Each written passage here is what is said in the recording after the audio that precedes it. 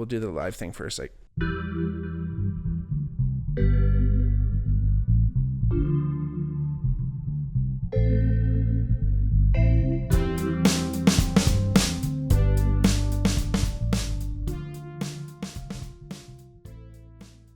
hey everybody, welcome back to the Bigmark podcast. It's me, your host, Bigmark.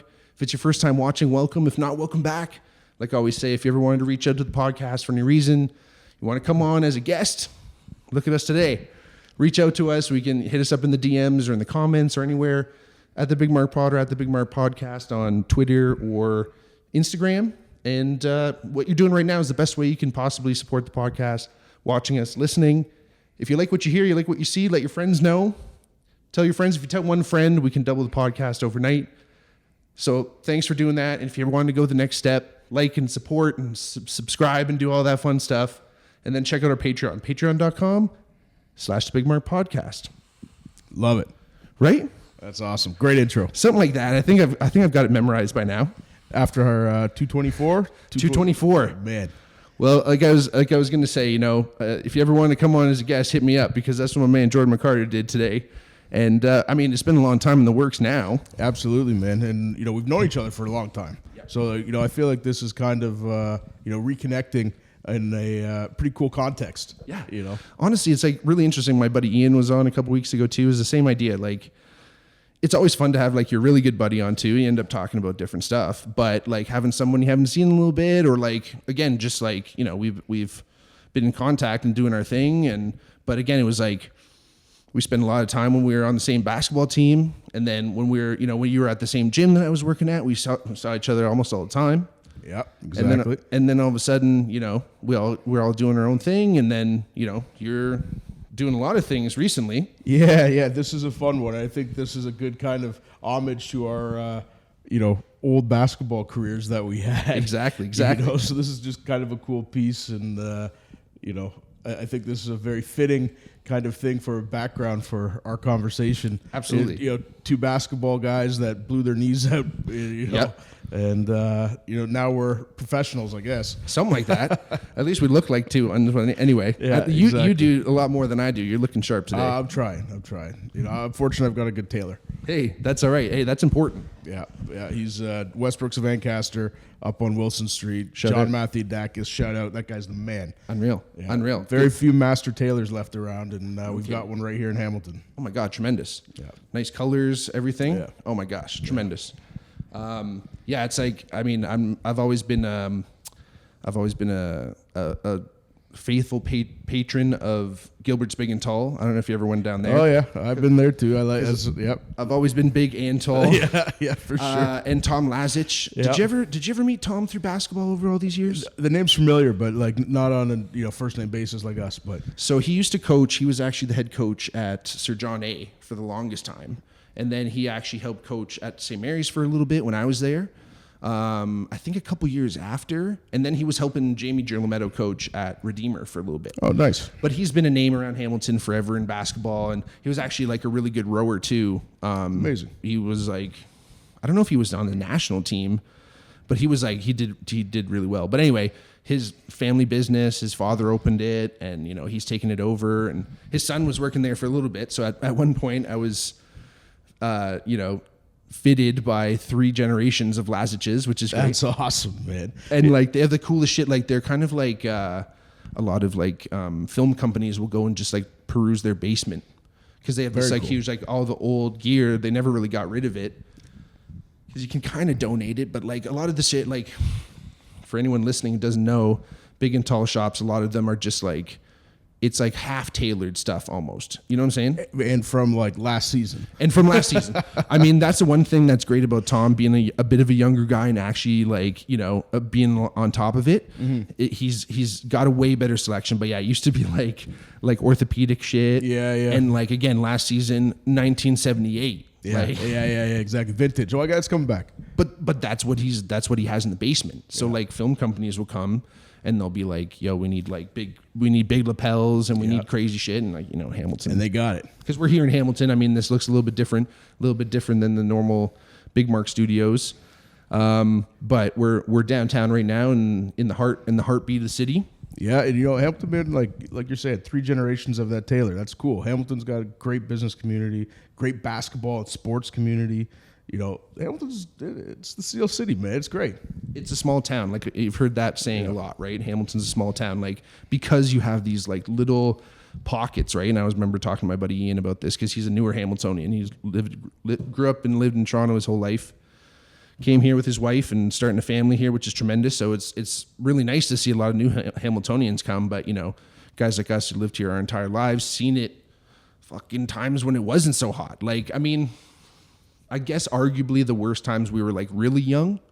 Yeah, I think so. 90s was a tough time in Hamilton. 90s wasn't great, but like I think we were lucky enough to be like the youth kind of helped us through there, and we like weren't privy to like the real shit. Exactly. Yeah. And then the recession, we were still young enough that it didn't really kill us. Exactly. Well, we've gone through, I think, a nice renaissance, since then. Oh my God, tremendous. And I'm super bullish on where the city's going. I think it's got a bright future. Mm-hmm. It takes all of us to be a part of it. It's not a single person. It's a joint effort. Everybody has to get behind it, and make Hamilton that ambitious city that it's always been. The ambitious city. I remember that big campaign. Actually, my old man did a statue for it that was in City Hall for years. Oh, cool! Really cool statue. My dad's an artist blacksmith. And it was like a bunch of arrows, like 6 foot tall arrows, all like pointing up and upward in slightly different directions. And again, it was that, that's cool. I love aiming upward kind of thing. And it sat like at the, in the City Hall, at the base of the stairs, they kind of go up. Yeah, yeah. It was like right there. And then some like health and safety inspector came in and was like, if someone falls down these stairs, safety third. Yeah. And they're like, not art first. And they're like, get this out. So unfortunately, he got it back. That's cool. They gave it back to him. They didn't just like he didn't see it on the street. Basement somewhere.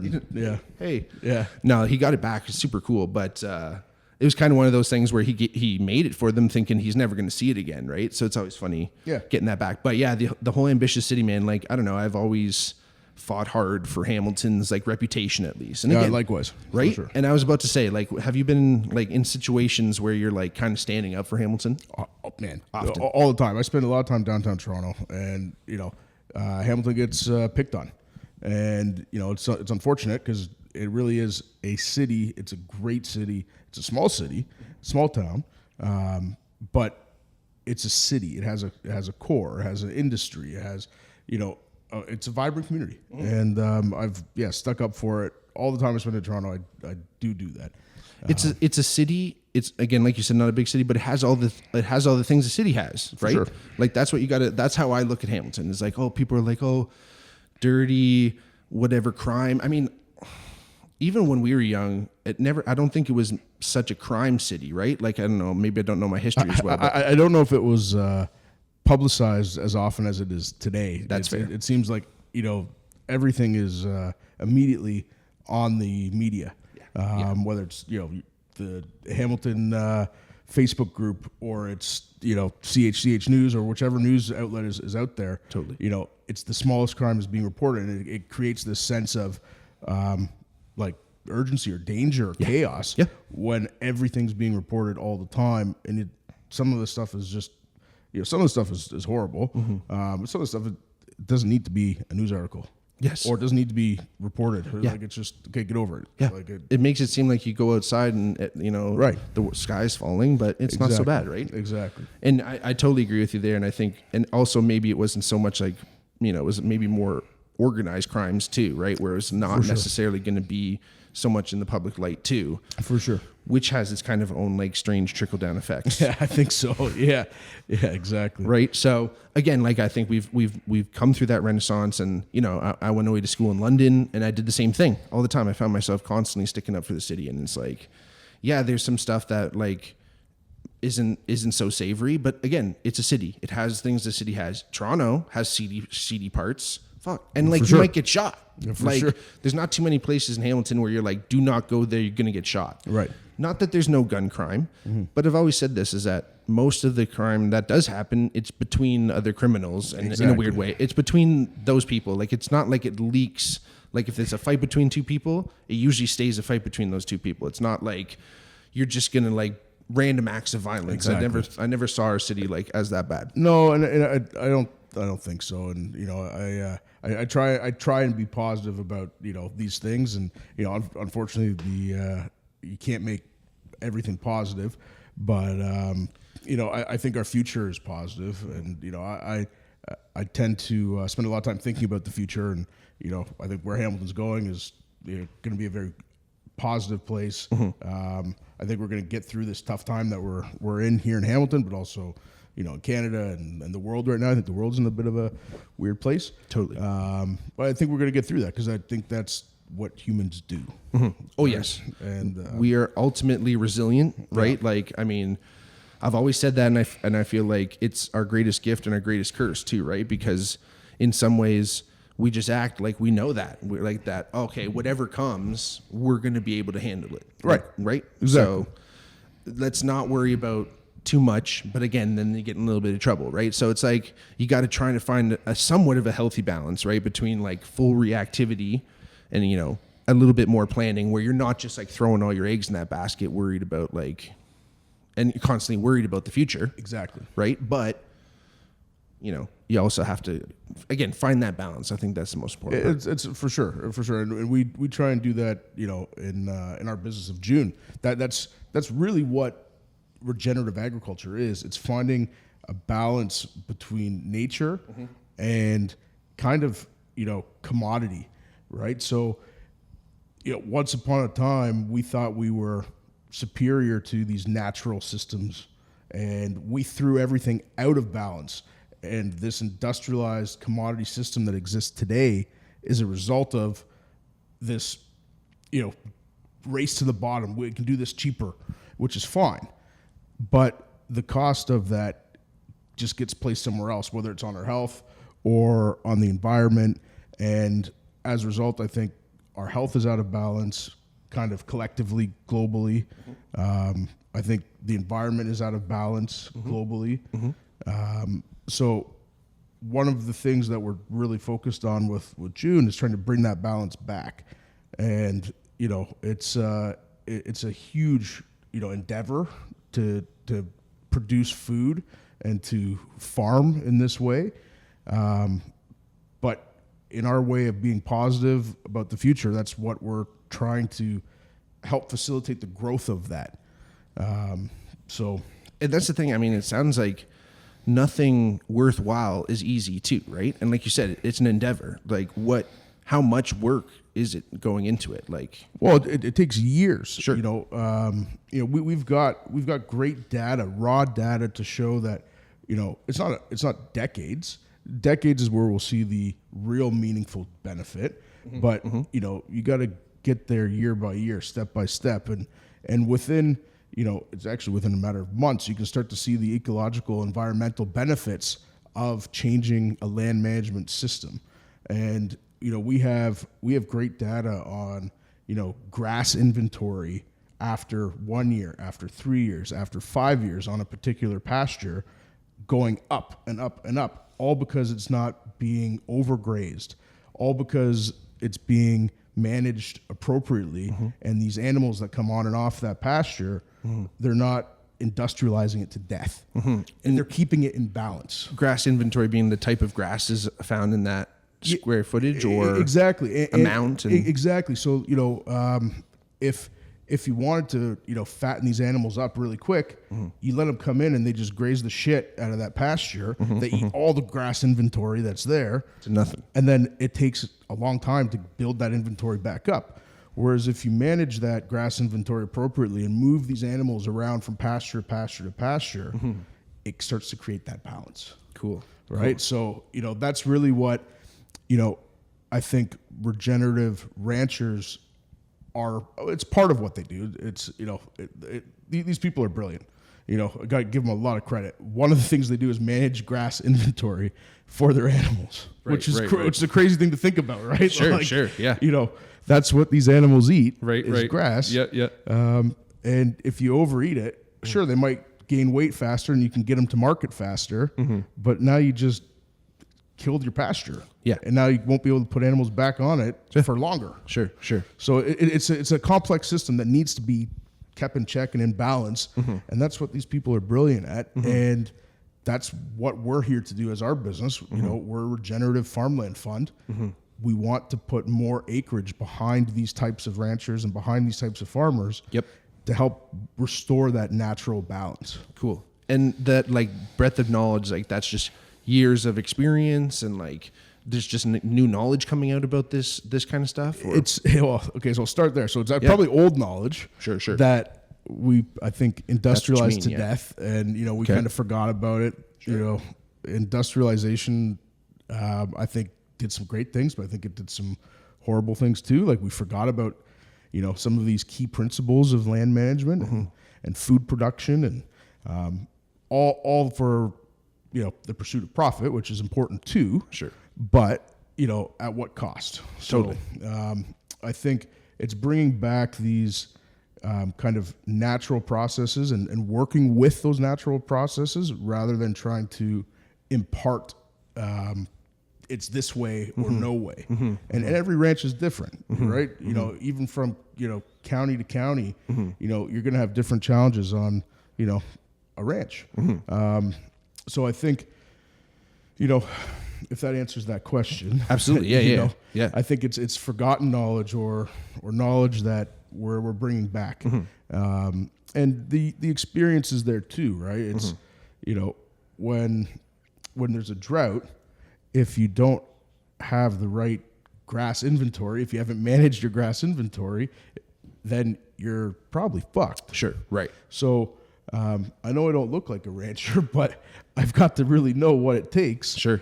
At least from my perspective of the business. Absolutely. And, you know, where our properties are, we suffered the second most severe level of drought in 2024. Oof. And our properties, like, they performed well. There was, you know, because they were managed well.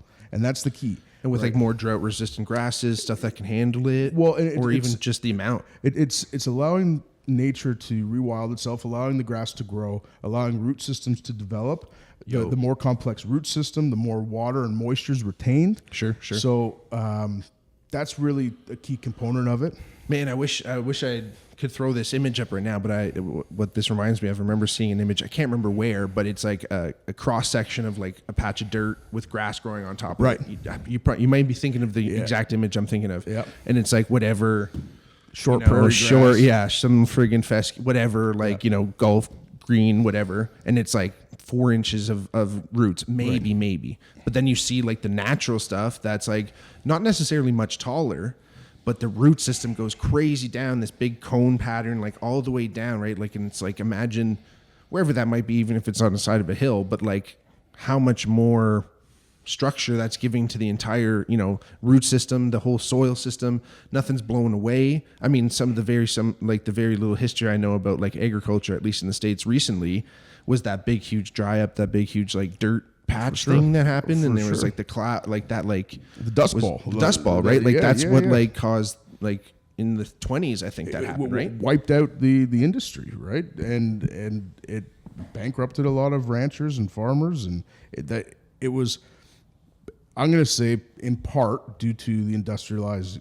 process. You know, like, again, I think where we are today in the world, we need scale that is provided by, you know, industry like that, but it just needs to be managed appropriately. And, you know, I think that's a good example of mismanagement, because you just completely wipe out communities and, oh my God, entire counties. Seriously. And it's, you know, it's decisions made, you know, at different levels of government as well impact those things. Sure. It's not all just, you know, market driven. It's not all just, you know, a human decision, like a rancher decision. It's there's a lot of factors that go into that stuff. But I think our understanding of things now has just progressed. We're realizing that this industrialized to death system is hurting the environment. It's hurting our health. And we need to find that balance of, you know, natural processes, regenerative agriculture, and working kind of within these natural systems and partnering with them, rather than just, we're going to grow just wheat or corn or soy or whatever. Right. Monocrop agriculture is not natural. Right. It's, integration of multiple species of plants and animals working together. That's nature. And regenerative agriculture is, in my opinion, farming and producing food in a way that nature intended to be farmed. Right. Which is, it's tough to find that balance of feeding the world with that type of a system. But I think we're fortunate. There's a lot of really smart people that are engaged in this. And we'll figure it out. Yeah. And because maybe a lot of the reasons why it wasn't so, and there was such a move towards like, let's get this mass, let's get as much food as possible out of as little land as we possibly can, because we're going to need to, because that's all they knew. That's right. I shouldn't say that's all they knew, because obviously this is coming from old knowledge, but that's where they thought that they were right? And they're like, oh, we're doing all these things. If we keep doing all these things because they're the right thing to do, eventually we're going to have lands and lands. Look at the Soviet Union, for sure, right? Where we have to have a whole country that's just wheat, and a whole country that's just corn. Like, you know what I mean? Like, that's where it was going. Yeah. But that's like not necessarily thinking, because I'm in the brewing industry, right? And with brewers yeast, because that's what I'm constantly selling, is like any brewer who knows real, like, how beer is made knows the yeast is doing the work.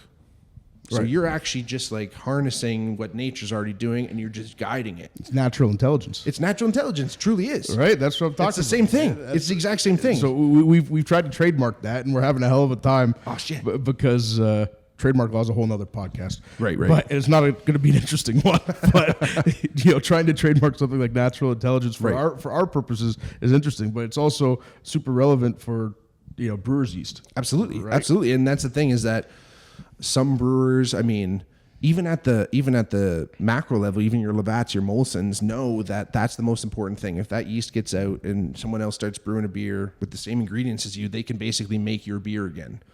So Not only is there weird IP with all this stuff, because they're actually organisms, and actually my business, Escarpment Labs, is a part of the agriculture the Agriculture Association of Ontario, because it's technically livestock. Crazy. Microscopic livestock. Crazy. But isn't that wild? Yeah, that's super cool, actually. Right. So now, is that IP registered? Like, that's a whole other podcast. It's a whole other podcast, and it's kind of this whole weird world, because it's a natural organism, and every time you brew beer, it regenerates itself for another generation. So you're actually losing all the stuff that it until there's actually a company, I forget what they're actually called, but the technology is called biotag technology, and it's actually a way that they can like genetically tag like DNA, and then that gets passed on generation to generation. Of yeast. Any organism.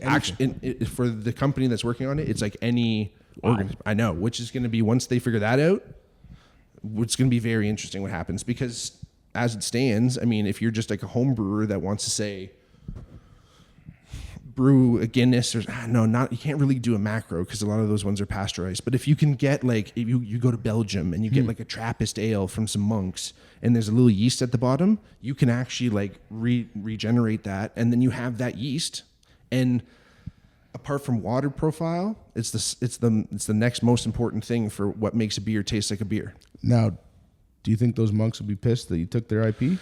Hey, we'll see. I mean, God, to share it. They might be happy to share. I mean, the thing is, it's funny, because the reason why monks are even involved with alcohol, and I mean, they're just wineries too, is because they think God is actually the one that's making the alcohol, right? They don't really understand the microscopic nature of what the yeast is doing. I mean, even if you do know the microscopic nature, you still might be saying God's making the yeast do their thing, right? Like, even if you can make that leap. But again, like they that's for hundreds and hundreds of years of beer making. They're just like, as long as we use this same barrel and this same pot and this same stir stick, we get beer for some reason. So it must be God. And then in winemaking, there's the angel share, right? Yeah. The stuff that evaporates. Too, whiskey. Yeah. It's like it's all spirits. Yeah. Right. Exactly. Like, there you go. It's all like, because they just didn't know. Mm-hmm. Well, it's crazy to think about that, man. Like, I have a feeling they'd be happy to share that IP. Well, I'd be interested to see if they even got it protected if they filed that patent somehow. And it's like they couldn't either, really, because once it's gone, it's in the bottle. I bought the bottle. I own the contents of that bottle now, I guess, if we want to get really greasy. But it's just because you can't, because it regenerates. You couldn't even if you could be like, all right, this is the exact genetic match. It could have come from anywhere. Like, they didn't steal it. I mean, actually, the reason why Germany does good lagers is because they stole the yeast from England. Really? A guy all the yeast died in Germany once. How does that even happen? It's just you overuse it, and then it genetically drifts to something completely else. Yes, exactly. That's crazy, right? Which is where we come in as a yeast laboratory, and we make sure we're regenerating. That's why, remember, I was telling you it's perishable, because we have to grow it up, or else if you keep using it, eventually it'll stop. And that's why if you go to breweries, they taste their beer a lot, because that's what they're actually trying to taste for. Does this taste the same as it did before? Because that's what I always say the big difference between beer and wine is that wine, you're very much dictated by the grape. The year, whatever happened, that's it. That year's a good year, that year's not a good year, right? That's it. For sure. With beer, it's like it has to taste the exact same. Heineken has to taste the same in Amsterdam as it does in Toronto, as it does in New York. It has to be the same, right? Like that's so. But doing that with which is super cool. But doing that with live organisms and malt and ingredients that are natural. That's a really great example of an industrialized process. Yeah. That is harnessing a natural system or a natural ingredient. And I guess wine would be similar in that sense too, where even more so. There's the naturally occurring yeast in the skin of the grapes or just in the air. I think with wine, because the alcohol is higher, you have to add some commercial industrial yeast just to get the alcohol up to those points. Yeah, you can do natural fermented, right? I'm sure you've had natural fermented wines. They're earthy, but they take forever. Yep. They might not be that high in alcohol. Yeah, exactly. Yeah. So no, that's cool. It's I didn't, to be honest, I didn't think our conversation would get here. Considering yeast as livestock, like that. That's a cool takeaway from me already in this conversation. Dude, it blew my mind the first time I heard it too, right? And I'm just like, this is like, it's that sense of, and that's what I'm getting at with all the breweries and all these monks and all this stuff is that whether it's monks and it's through their faith or whatever, or it's scientists and they're going, we know it's the yeast that's actually doing all this stuff. And essentially when you're making beer, that whole brewing process, where they're mixing and all that stuff, and you're basically just creating food for the yeast. Interesting. So how you brew that wort is how the yeast is going to take that in, because they can only eat certain types of sugars. They don't like other certain things. And a yeast cell is very much like a human cell, unlike we don't make alcohol, but they do. But they inhale oxygen, they exhale CO2. That's the carbonation. And they eat sugar like we do too. And the sugar yeast, I mean, there's all types of yeast, but the sugar yeast is the stuff we use in brewing. So you want to set up a perfect table, right? And I think maybe we've even talked about this before. It's like, imagine we're sitting at a big table, right? We're sitting at this table, tons of food, right? Just me and you. Eventually we're going to start getting tired and be like, fuck, I don't know if we're going to eat this. Like I'm talking, like they just keep bringing it and we're just like, we can't eat this. We're going to fucking pass out. It's like dinner at my house. Yeah, exactly. The courses are nonstop. Yeah. Eventually we're going to stall out, it's called. So yeast stalling out means they've been given way too much sugar and they can't eat it all. And they're just going to stop at a certain point just to protect themselves. Crazy. But they're going to stop eating the sugar, but then you're going to left with unfinished beer. So you don't want, and then when they're stalled out and stressed, they're not doing their thing. And if you didn't give enough, if they put 2 fries in front of us here, we're starving. You're going to be in a bad mood. The yeast is going to be in a bad mood. And what happens then is it starts putting off flavors. So as long as you treat the yeast right, it gives you a good beer, which even then isn't all that much control. Like, yes, this type of yeast, like that's why we have so many strains of yeast, right, where you just go, okay, we can't tell this yeast to make this certain beer. This is how this yeast is going to do if it gets the sugar, right? So I want that type, right? So again, it's a happy yeast. Well, you want it to keep it happy, right? Yeah. If you keep the happy yeast, then you're going to get a happy beer, right? Yeah. Or you're going to get better flavors, more alcohol, all the stuff that you want out of the yeast. And that's the thing is that you have to create, it's a guide. You're not really doing anything. You can't go in there and tell the yeast, do this, that, and the other. Well, hey, we can't tell our livestock, what grass to eat. We can help guide them though. Yeah. And happy cow, it means happy meat, and you can actually there's some interesting science coming out on this where you can taste happiness in meat in your proteins. It sounds crazy, but I believe it. The way to measure it is through cook time. Interesting. So a stressed out animal, throughout that process, their stress hormones are released into the fibers of that animal, and when it's processed, it gets packaged, it gets put on the shelf, and then we consume it. And it'll take longer to cook because those hormones have tensed up the fibers in that beef. So a regeneratively raised cow will produce beef that will cook 10 to 20% faster because it's stress free. Mm-hmm. And I'm sure you've seen Wagyu and some of the crazy stuff that happens with that type of beef. Or they listen to Mozart and they get massaged and fed olives, or there's a rancher in Texas. He's actually feeding his cows grapes, like wine grapes that have been a part of the process. Yeah. So they're pressed, and it's these Wagyu cows are getting drunk. And he calls it drunken Wagyu. Oh my! So God. It's a bit novelty, but it's cool. Yeah. And it cooks faster. Right. And you could taste that happy cow versus a stressed out animal. And the way to measure it is how quickly it cooks. Yeah. So that cortisol, man. I mean, any mammal, as far as I know, that I'm pretty sure all mammals have that hormone. It's brutal. Like I know what it does to humans, and it's not fucking good. So, and even if it's for a moment, if it's that animal's last moment, you're freezing that in time. Like that's unfortunately the way the physiological processes work. Exactly. When the lights go out, everything is just kind of stuck. I mean, there's like weird degenerative processes that happen, but those are actually mostly done by outside organisms. For sure. So anything that was present in your body at the time, it's there. It's there. Exactly. Right? And then rigor mortis and all that other stuff. But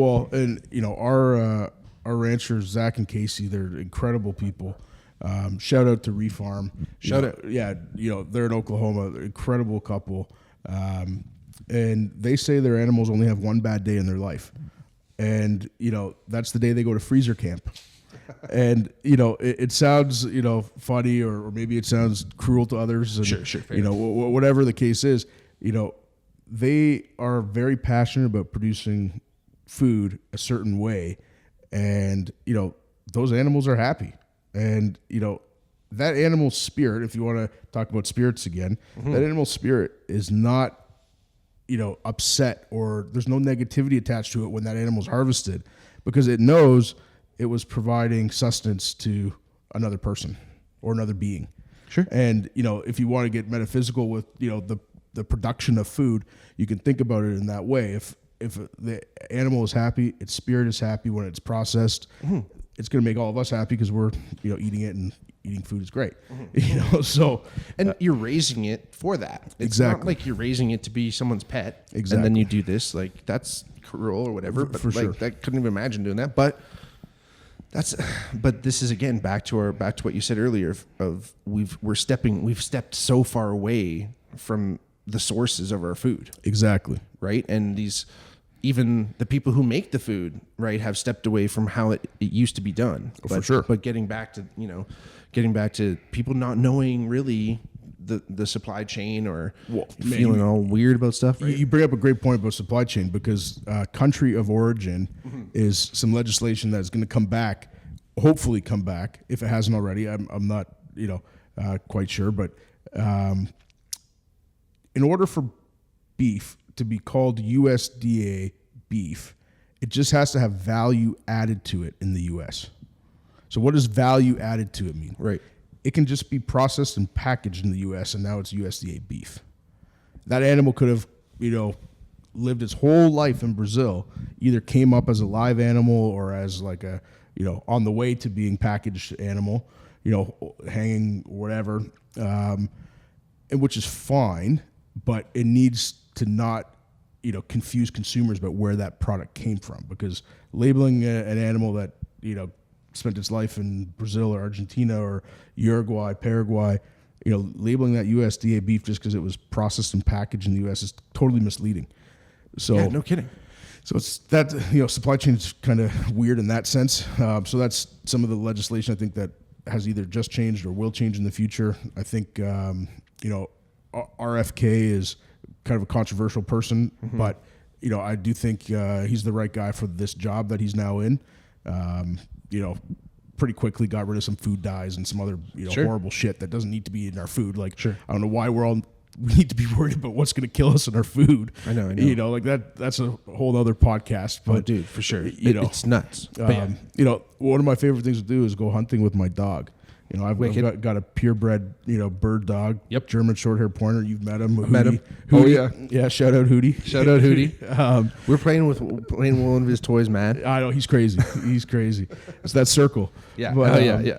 But when him and I go out and we get some pheasants, it's super cool because it's me and my best buddy out there in a field working together, and it's hard work, and it's, believe it or not, the pheasant has the advantage.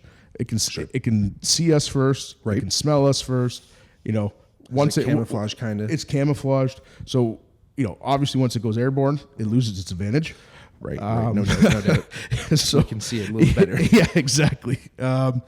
But I love taking that pheasant home and making dinner for my family. Sure. And I worked hard that day to get that. I then pheasant. I think pheasant's the best if you do like a schnitzel. Oh my god. Okay. Pheasant schnitz, man. Wow. Okay. So a little bit of buttermilk. Yep. Let that 24 hours in the fridge. Tremendous. And then hammer it out, bread it, do a pheasant schnitzel. Wow. It's incredible. What's the meat like? Is it like a darker meat? Is it kind of like duck in that way, or is it still more like chicken? I'd say in it's that sense? it's closer to chicken for sure. Right. So it's a little lighter, but I'll say it's got some kind of like minerality or like kind of earthy kind of like very nice. Flavors to it. Just more gamey. Yeah. But it's being close to your food and the production of it. Yes. That's an example. Yes. Right. Like that's maybe not the reality for a majority of people to do that. Mm-hmm. It's not convenient by any means. Like that took hours for us to get that bird rather than just going to the grocery store and buying a pack of chicken, which we do too because we're not crazy. Yeah. Yeah. Well, you can't hunt that many pheasants. No, exactly. All year long. Pheasants. Exactly. Just that's all I do is just hunt pheasants. Yeah. Like I get why people go and get like an elk because it might be like 1,200 pounds of meat. And you could just freeze it, but like, and if you look at that, elk or even a cow, the amount of calories that come out of that one animal, the cow has been vilified in the media, and there's a saying in the regenerative ag community: it's not the cow, it's the how. So it's this industrialized system and this production of beef requires this insane production of inputs, the feed. And these animals, these cows, they're not meant to digest that kind of processed feed. Just like we're not meant to digest processed foods. Right. Neither are the things that we eat, these cows. So in order for them to be able to digest it, they're often supplemented with sodium bicarbonate, Tums. Yep. So that chemical reaction that occurs in digestion is what makes the cows burp and fart so much. Oh wow! Okay. And so if we just didn't do that, they would burp and fart less. So that's the whole like methane thing where they're like, oh, exactly. And it's not the cow; it's the how. Yeah. So if we figured that out, if we put these animals back on pasture and they ate grass, which is how they've naturally evolved over millions of years, and they will produce less methane gas, which is less carbon emissions, because that's the word that everybody gets hung up on nowadays. It's a methane emission, but it gets quantified as a carbon equivalent.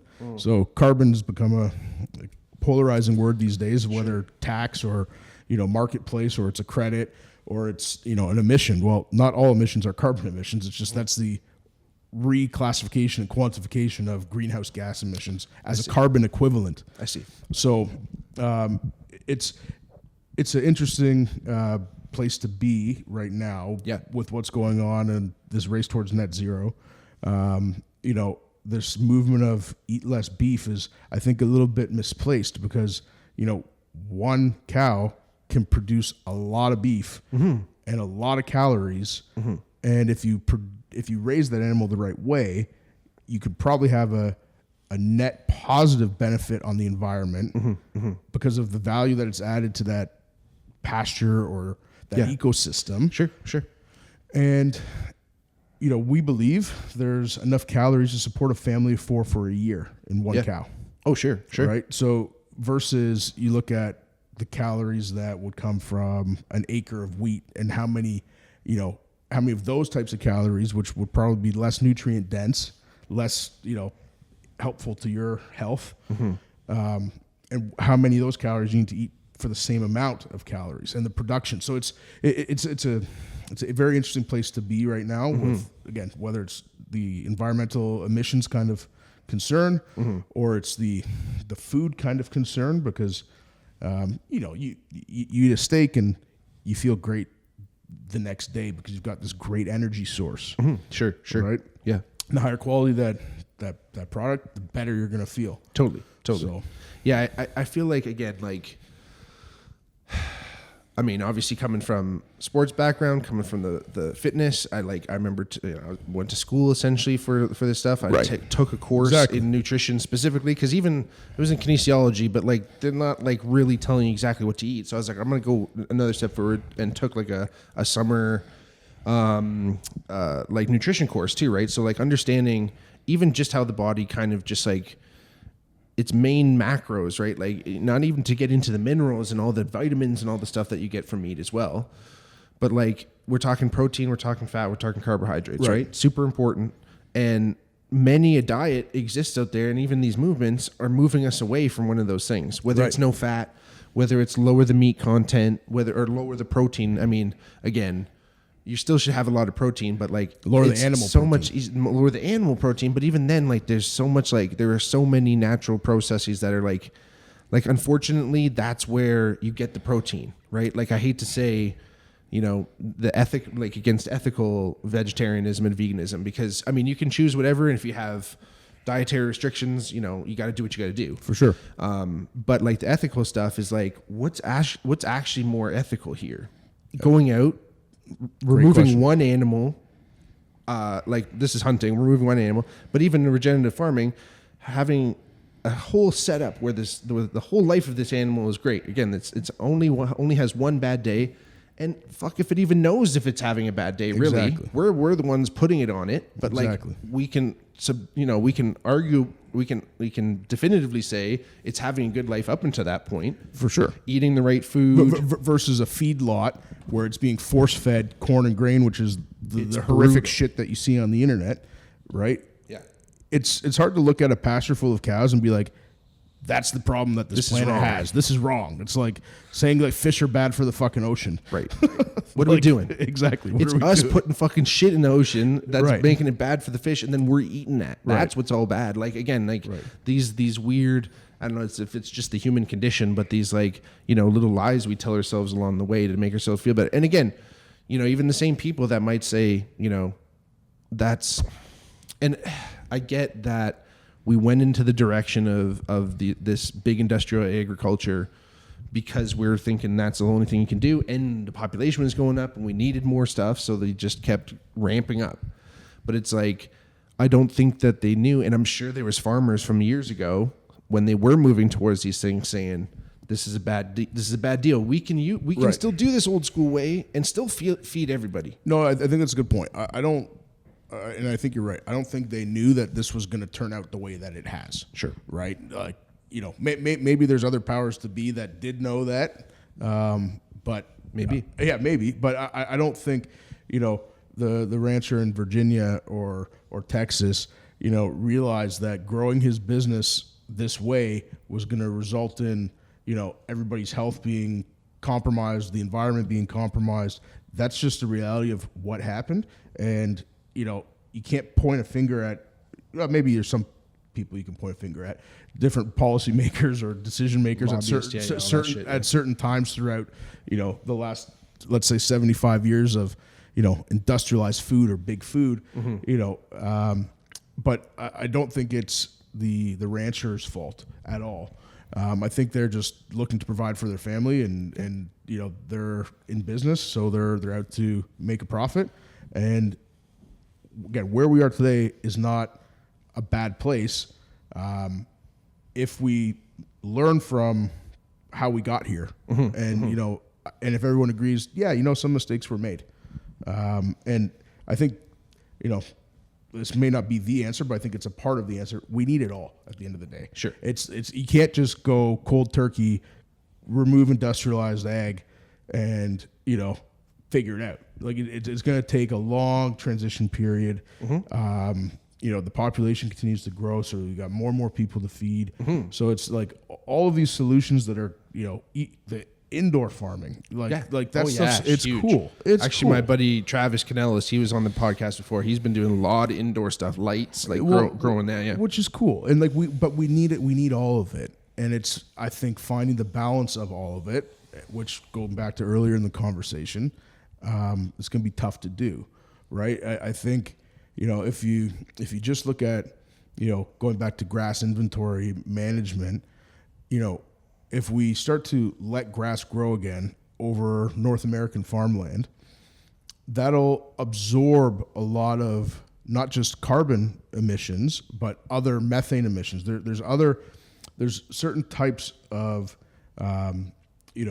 grasses that absorb different types of things out of the atmosphere. Yeah. Atmospheric chemistry is a very complex thing.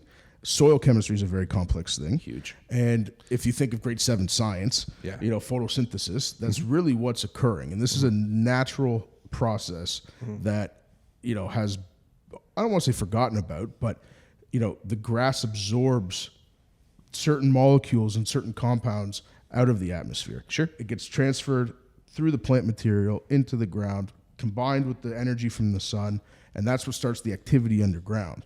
Sure. So we measure the carbon content of our soil, and we can show over time how an improved amount of carbon in the soil results in more grass above ground. So we're removing the harmful emissions out of the atmosphere. We're storing it in the ground, producing more grass for these animals to eat. Yep. So we need to do that. Yes. But we also have to have a system that feeds everybody. So this can help remove some of these emissions and feed, some people. It's, maybe not economical for everybody on the planet to eat this way because it's just not.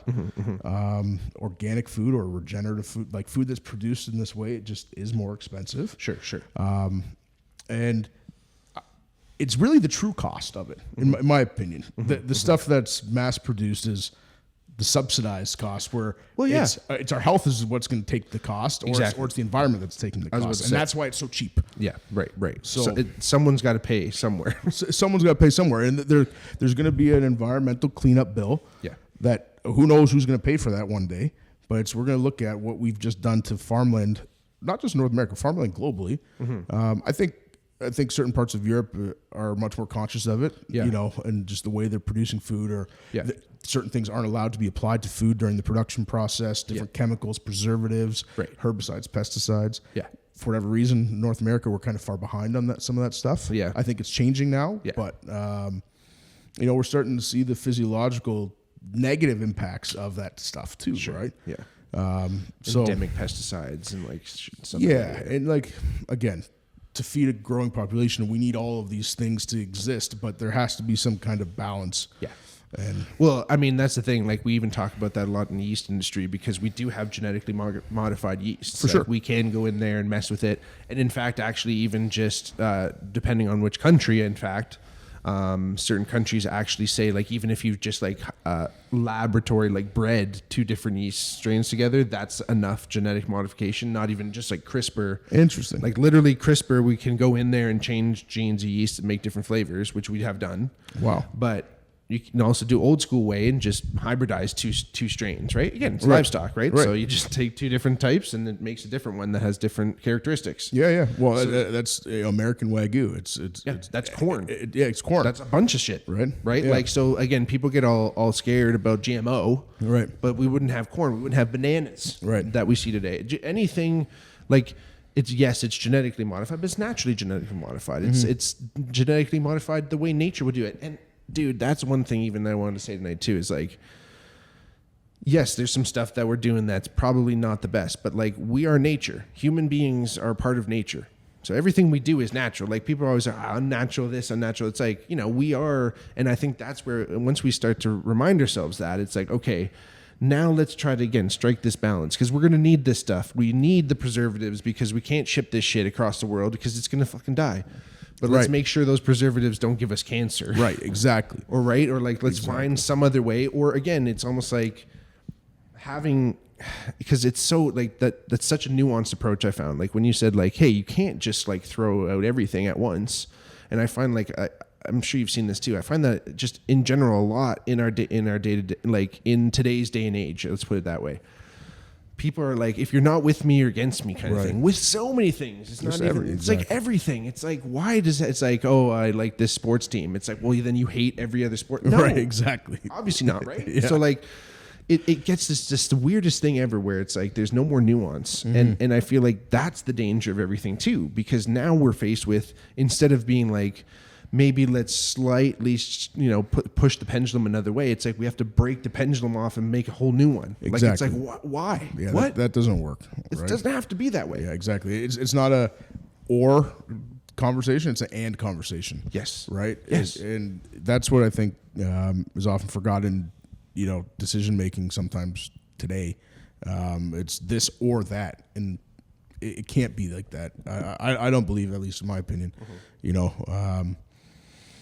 yeah. So, and maybe that's, that's not the way we got here, but again, maybe the powers that be just, we're worried about, if we change the way of agriculture, we'll lose what we have already. There's always those naysayers. It's the natural like you're saying, like we are nature, which that's a great point. And I agree with that. Like decisions we make, they're natural decisions and it's human instinct. And to think we're separate from that? No, exactly. Yeah. Exactly. So like, the decisions that were made to grow the food production system in this way, yeah, okay, were they influenced, rightly or wrongly? Yeah, maybe. But, that's was the knowledge base at the time, right? Totally. And it was natural progression of an industry. It has to go through an industrialization, right? And there's no other way to feed a population globally that's growing without that. But I think what we know now in how harmful to the environment it is to transport things all over the world, which might not be necessary, and even if you want to localize it, and maybe you can pick on the LCBO, like these wineries in Niagara-on-the-Lake having to ship their wine to the distribution center in Oshawa and then back to the Virgil LCBO when they could have walked it across the street. Legit. That's a symptom of industrialization that sucks, right? Like they could have saved that same bottle of wine or same case of wine traveling the same highway twice. Yeah. But logistics and industrial like that's where it kind of breaks. It's just that common sense of like, I can walk this across the street from my winery to that LCBO and it can be sold there. Yeah, right. So inefficiency of that. Yeah. Exactly. So I think we're getting there. Like we're starting to realize these things and we're finding the efficiencies within the inefficiencies. Sure. Right. And hopefully that starts to, in the carbon context, reduce emissions. So yeah, I think we're going to get there, and it's not going to be tomorrow. Right. I think it's going to take a lot of collective, work from everybody, and the consumer too. Yeah. Right. Like being a conscious consumer. Right. Like, I read an interesting book that, saving the world starts at breakfast or something like that. Okay. Right. And it's like, we really don't need to be eating animal protein 3 times a day. You have bacon and eggs for breakfast, a sandwich for lunch, and and a piece of fish for dinner. Sure. Maybe it's a very privileged kind of thing to say. Not everybody gets to eat like that, but no one needs to eat like that. Sure. Right? Right. Like it's just too much. Like an interesting point from that book is we go through 60 billion animals a year to feed 7 or 8 billion people. Right. That's a lot of animals. Sure.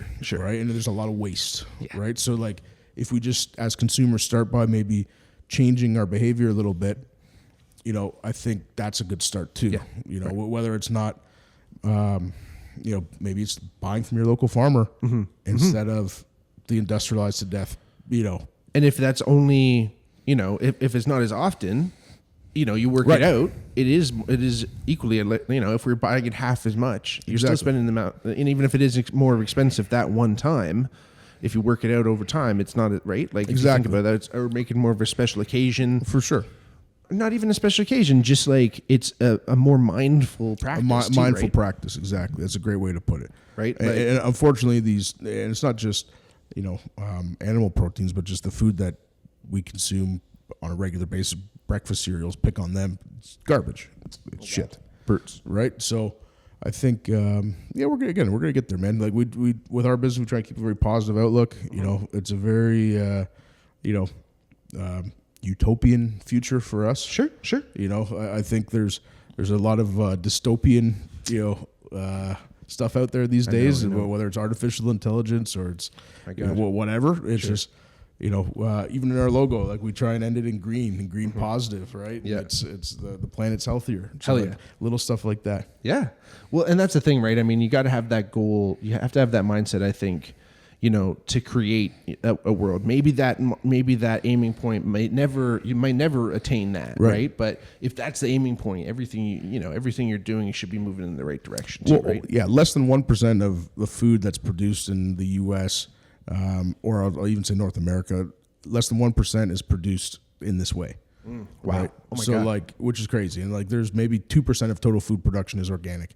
The demand is growing. Yeah. So the demand for this type of food is probably 6 or 7% of total food production.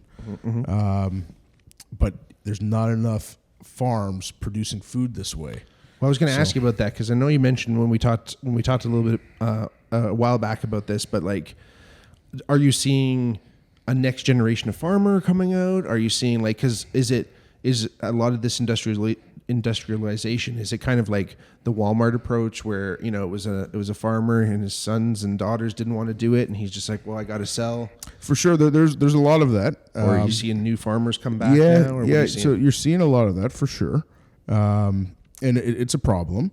The price of farmland continues to go up, so it makes the barrier to entry if you want to sell everything and buy a farm and produce your own food and sell at the farmers market. That dream is getting further away. Even just going to work on a farm and doing something like that, there's not enough economics to go around, right? It is the family that's doing all the work. Yeah. Right. So to have the extra, budget available to hire people doesn't always exist either. So, Sure. you're seeing a lot of farms lost through the generational kind of transition, unfortunately. And that's part of the reasons why we started this business is because we want to help maintain that. We want to help pass farms from one generation to the next, but do it in a way that makes sense, for that family, for that community. And we can go out and find the investment to put land behind these next generation farmers. That's the thesis of our business, because for them to grow their business, they need more land to farm. Sure. Right. And unfortunately, it's getting more expensive. So, we can find that investment, we can partner with these next generation ranchers, and we can put more land behind them, and they can produce more food that's healthier for all of us. That's the mission. And in doing so, it's having a positive impact on the planet, not a negative one. Yeah. And I feel like that can become such a new avenue too for people who are trying to do this stuff too, right. And seeing this as this is not a feasible thing. I'm never going to find a place to do it. I don't believe in it. Whatever might be the barrier, or again, you're trying to get away from it or whatever, right? Not everybody wants to be a farmer. Not everyone wants to be a farmer too, right? Maybe you grew up on the farm and you hated doing all the work. You hated shoveling shit. Well, that's the thing. Or whatever it was. Yeah. And it's this isn't for me. I'm going to go work on a computer in an office in the city. Yeah. Which is fine. Oh, exactly. Yeah. But, maybe you've got 3 or 4 siblings. Yeah. And one wants to be a farmer. Right. How do you sell the family farm to that one kid? What's he going to do? He's going to have to hire somebody or whatever. That's not fair to the other 4 kids. That too. If, again, this is a very fortunate situation in some sense to be in. But that's why you see a lot of farms get lost to the big ag kind of system, because that's who can afford to buy these farms and industrialize them, whereas our mission is to support that next generation farmer. And I'm not going to say rehabilitate that local rural farm community, but like kind of, you know, like we want farms to stay in communities and we want food to be produced locally because, you know, sure, as much as I love an avocado, if I never ate one again, I wouldn't be too hard done by. Yeah. You know, that avocado had to travel a long way from wherever it was made, no doubt, to get here, no right? doubt. And it's, you know, if you just eat locally and think in that kind of context, it's going to be better for, you know, the local economy. It's going to be better for your health, I believe. So it's almost like maybe it's like this whole thing started, you know, tens of thousands of years ago, however long we've been doing agriculture. Right. Where that was the thing. If you were a farmer, you had 10 kids because you needed someone to work. And it wasn't even like, oh, it's cheap labor. It's just like, this is what you do. Well, that was the societal evolution from hunter-gathering to farming communities. Exactly. And that domestication of plants and animals is what allowed the other roles within a society to develop. Precisely. Right. And it's, you know, I take that from a great book, Guns, Germs, and Steel. I don't Absolutely. know if you read that. 100%. That's what I was just thinking of. That book is awesome. Phenomenal. So it's super important, but also, like, you know, again, we didn't know back then.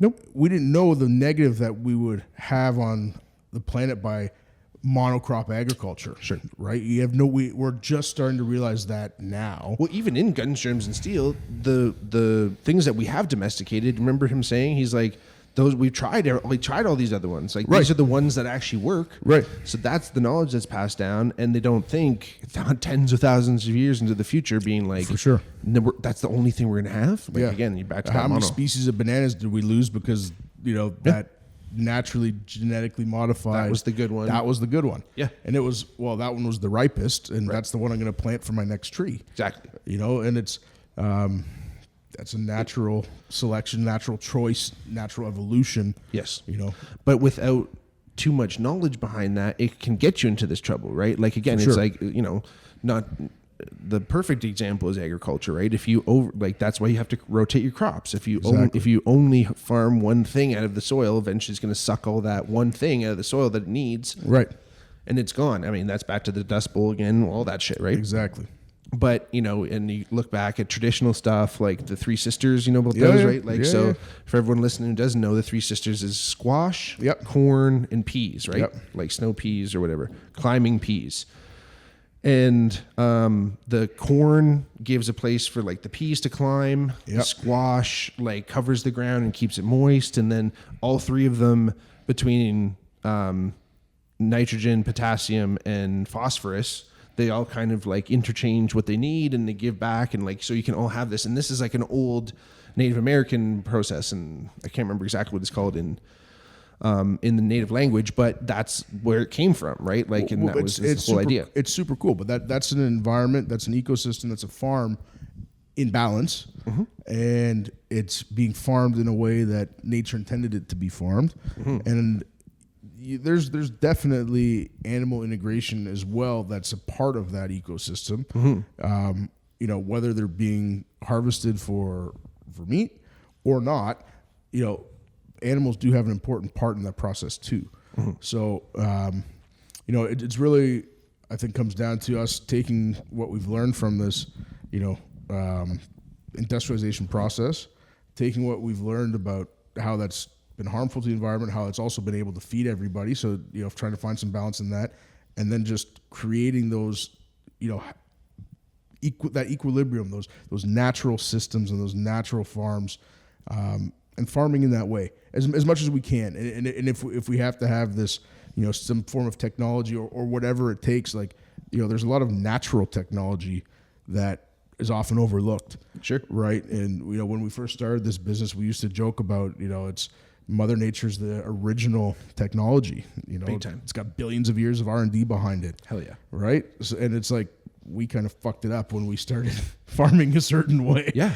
Well, it's that hubris, right? Like, that's like, you know, one of the biggest things that we at least as humans say is a mark of intelligence is how we can change our environment. You know, we're one of the few species on the planet, and you can find other species that do build things, and, like, you know, there's lots of birds and things like that that do alter their environment. But definitely not necessarily to the extent that humans do, right? Like, we go off, right? And there's, like, again, it's a power that we have. It's this gift that we've been given that we're able to do this and we're able to think about this or have the confidence to do it, whatever it is. The natural intelligence. The natural intelligence, right? It's our evolution. Again, if we are nature, right, there must be some natural intelligence there, but these other influences and where they come from, there's another podcast potentially. We might need to call a priest and a therapist for that one. But, for sure. But where these other things come from, right? Like, again, I remember there's actually a really cool documentary. I don't know if you've ever seen it. It's called I Am. It's a little woo-woo, but it's pretty cool. So Tom Shadyac actually directs it. So he's the same guy who did Bruce Almighty. He did all the Ace Venturas, the 2 Ace Venturas. He did a bunch of stuff with Jim Carrey. He's just like, classic, just like a comedy dude. Like really smart though. Was an athlete. Like played in college. Like was a good basketball player actually. Nice.